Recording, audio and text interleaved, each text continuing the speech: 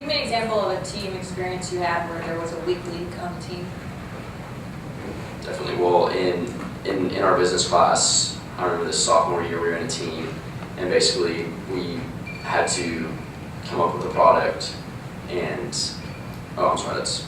we basically had to give a presentation at the end of our project, and one of our team members, this was kind of like our first business presentation. She'd never done that before, and she got really nervous when public speaking, and so we basically did a mock presentation, and she kind of froze up during it. And so then we realized that, this could be a problem when we present to the class, and we talked, we said, hey, if she freezes again, someone just step in for her, kind of fill in for a little bit, make her feel more comfortable, and then let her take it back away. And that is what ended up happening. We gave our presentation, and she kind of got nervous and froze for a little bit, but someone stepped in, helped her out. She came back in, finished her part, and everything worked out. Were you the one that stepped in? I was not. Why?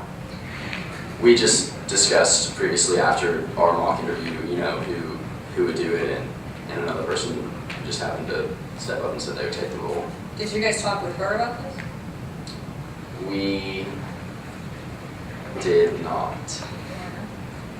Because I felt that would have added more nerves to her, and then she's feeling like we didn't want to let her know that we were nervous about it, because that would have made her even more nervous. So why couldn't you just offer to run it through with her?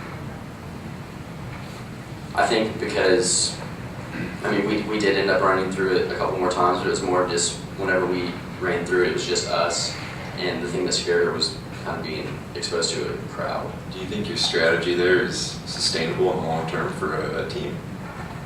No, I don't. I think it was kind of a quick fix to a problem that, had we had to continue making presentations, probably would have needed to have a more long-term solution.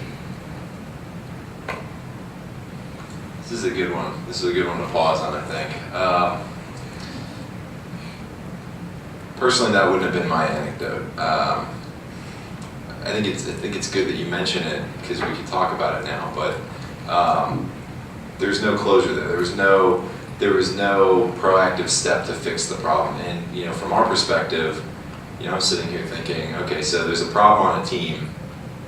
Say in the context of banking, Greg's an associate, or he's an analyst, doesn't matter, and he's someone on the team constantly either doesn't check their numbers, or doesn't know how to do treasury stock method or something like that. They're just throwing things off.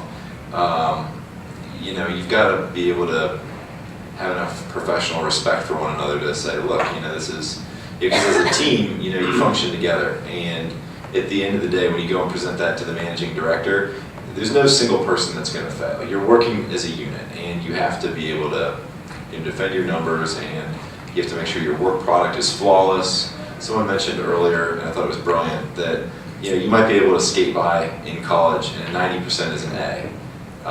That's not the case on Wall Street. The 90% is far below expectations.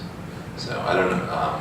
Yeah, look, the reason I ask questions is because everything we do is in teams, so you're going to get a lot of team questions. So you can think about them. Think about the team experiences you've had, both the ones that worked well, the ones that didn't, what your role on the team was, how your role might have changed in specific team experiences, because you're going to get a lot of those questions. And the category of question is geared towards dysfunctional teams. No one's ever going to say they were the dysfunctional member on a team, right? So it's inevitably talking about somebody else on a team that wasn't cutting their weight, and what you do about that, right? And it's another one that's tricky to get the right answer, because it is about sounding realistic, so you can't be just making up an answer, but you got to think about what do you do when you are stuck with someone and it's not working well, and it's not always because they're wrong and you're right. It may just be team dynamics can be tough, and so how do you deal with that? And I think showing that you can be tactful, but yet results oriented, and kind of addressing the problem and fixing it. If you can come up with good examples, that will have a lot of impact. And yours, you got an outcome, but you didn't address the long-term problem. And I would argue that you weren't very fair to the person that's the issue if you kind of just stepped in and no one ever mentioned it to them. So again, I think, why are they asking the question? The question's being asked because you're working in teams day in and day out, and you're gonna have some teams that work really well, and some teams where there's challenges, and you've gotta be, we're looking for people that can be effective in those situations.